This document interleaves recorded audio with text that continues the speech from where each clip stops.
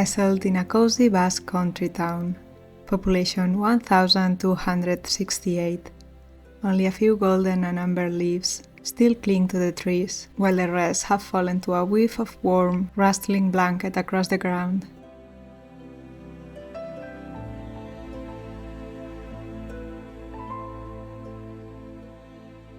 It's the end of November, and while the first snow of the season is slowly melting, this little town travels back 2 centuries. Hello friends, and welcome to my channel! Today the video is going to be a little bit different. I'm taking you with me to celebrate Elegante Eguna, a festive day that takes place every year in the little village of Ormaiztegi, filled with tradition, tailored dresses, old cars, and the kind of charm that feels like stepping back in time. It's a day that commemorates the spa era of the 19th century, when people used to dress elegantly, stroll through the streets, and enjoy life's small luxuries. For this occasion, I'm wearing a handmade dress created by my mother-in-law, stitched with so much love and attention to detail. She spent months crafting every piece, inspired by the styles women used to wear back then: long, high waistline skirts, frilled shirts, or chemisettes on rich, colorful fabrics. Maybe one day I'll be able to make something like this myself, but for now I'll keep practicing with simpler projects.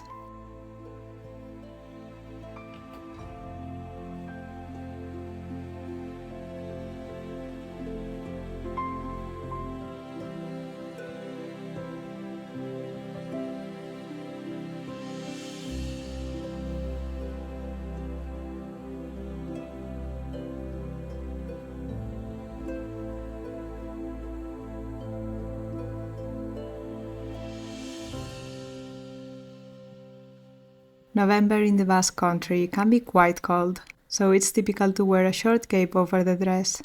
This one was also made by my mother-in-law. It's reversible, crafted from 2 blankets and trimmed with a soft, puffy edge. To complete the outfit, I added a few handmade touches of my own. I covered a headband using the same fabric as the skirt. Traditionally, women wear day hats decorated with birds, flowers, lace, or ribbons. I'll show you some later. But since I don't feel too comfortable wearing hats, this is my simpler alternative.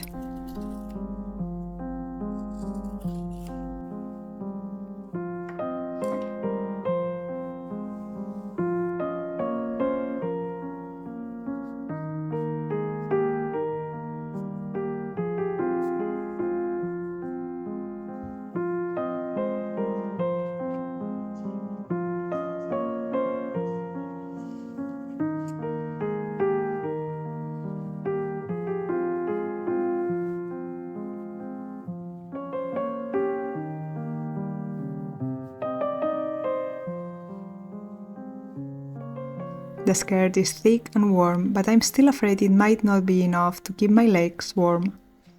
One of my kind subscribers, Liz, once suggested that I sew a petticoat to wear under my skirts in winter, and this felt like the perfect occasion to finally try it.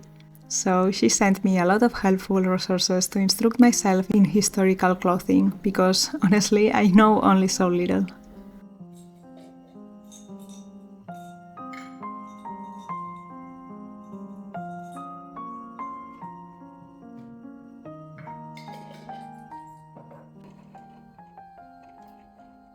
These festivities refer to the late 19th century, so in terms of underwear, they would use petticoats or knee-length or mid-calf drawers, often open at the crotch and made of cotton or linen.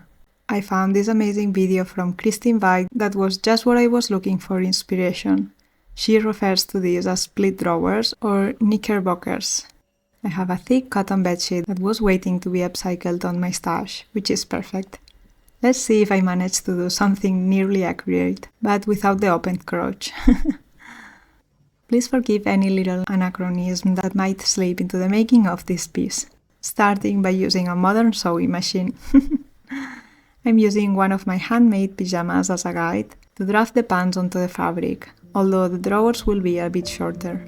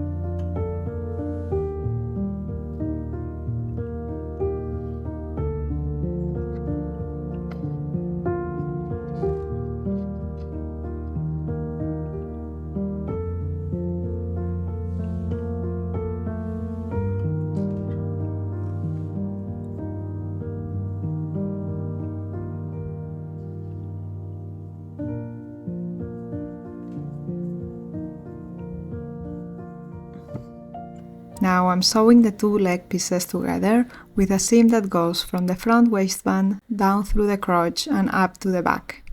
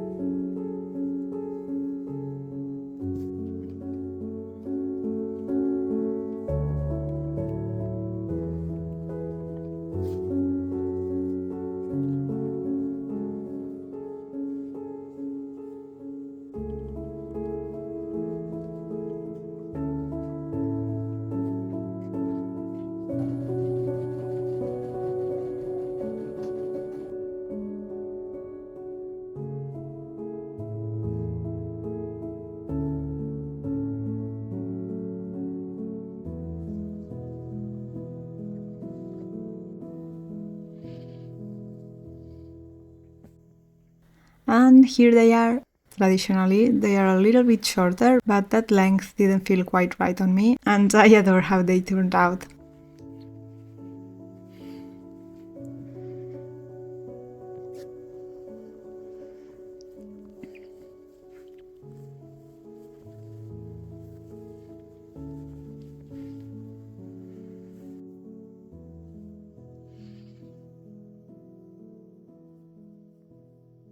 I love how clothing like this connects us with the past, when being able to sew our own garments made a huge impact in every family's subsistence. People used to put a lot of time and love into making things, and that care still shows even centuries later. And with that, my outfit is complete, which leads to the next matter of business before heading out, the hairstyle.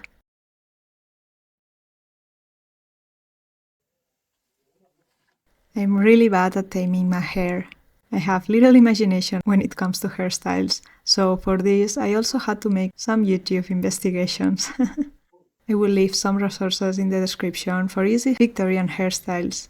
For today I went for a simple updo made with braids and topped with my diadem.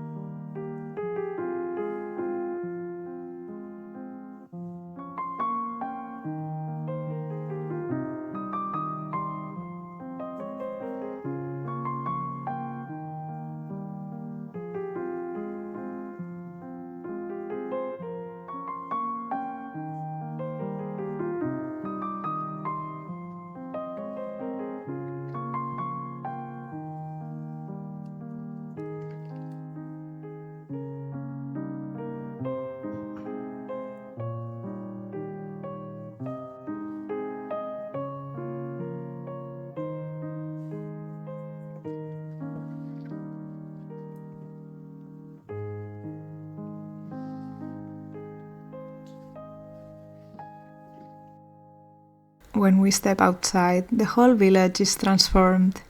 Everyone is dressed in elegant vintage outfits, men in suits and hats, women in long and rich dresses, and the streets are filled with laughter, music, and old cars that seem to have come straight from a movie.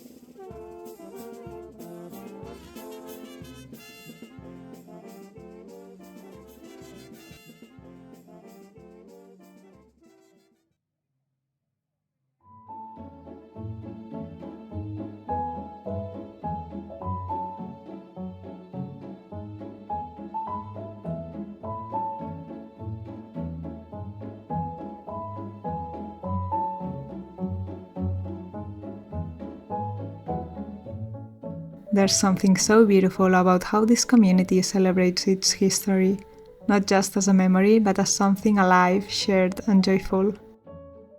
Here, the townspeople often reuse the very same attire each year, both out of tradition and a touch of old-fashioned prudence.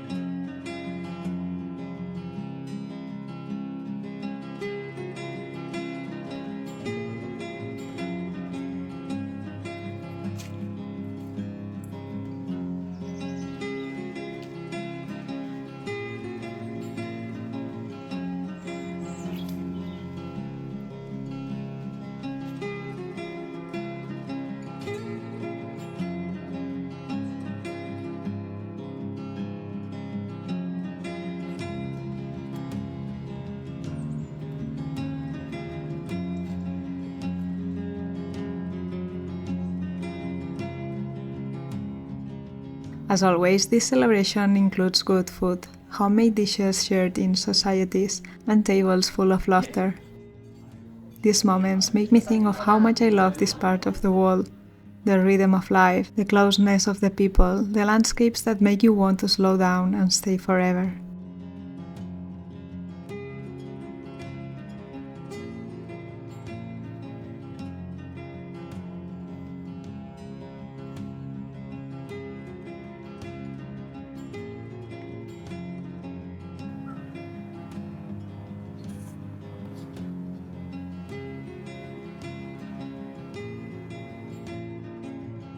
Thank you so much for spending this festive day with me here in the Basque Country. I hope it made you feel a little closer to this beautiful place too. Agur!